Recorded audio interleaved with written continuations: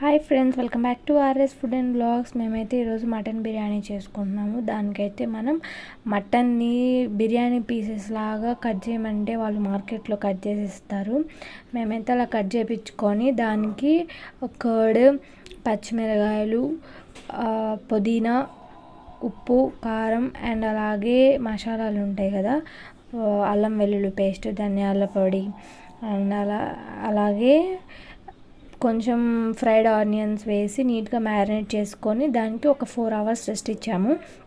Rest ఇచ్చిన తర్వాత ఏమంటే బయటికి తెచ్చేసుకొని ఒక 1/2 hour ముందే కుక్ చేసుకుని 1/2 hour ముందు తెచ్చుకుంటే దాంట్లో ఉన్న కూల్ అంతా బయటకు వెళ్ళిద్ది. ఇంకా మేమైతే అలాగ కుక్కర్లో కుక్ చేసుకున్నాము. కుక్కర్లో కుక్ చేసుకుంటే ఈజీ అయిపోతుంది అండ్ అలాగే ముక్క అనేది చాలా మెత్తగా ఫైన్గా కుక్ అవుతుంది. అండ్ నెక్స్ట్ అయితే బిర్యానీకి ఇక్కడ తయారు చేసుకుంటున్నాము. వాటర్లో పచ్చిమిరకాయలు వేసుకున్నాము అండ్ అలాగే బిర్యానీ దినుసులు.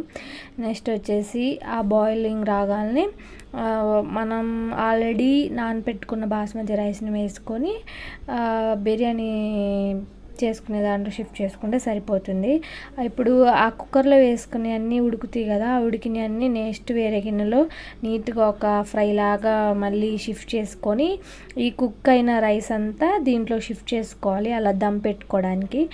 చూసారు కదా రైస్ ఎంత బాగా ఉడికిందో, అచ్చం రెస్టారెంట్ స్టైల్ లాగే ఉంది. మన ఇంట్లో కూడా నీట్గా ప్రిపేర్ చేసుకోవచ్చు, హైజీనిక్గా. మీరు కూడా ట్రై చేయండి.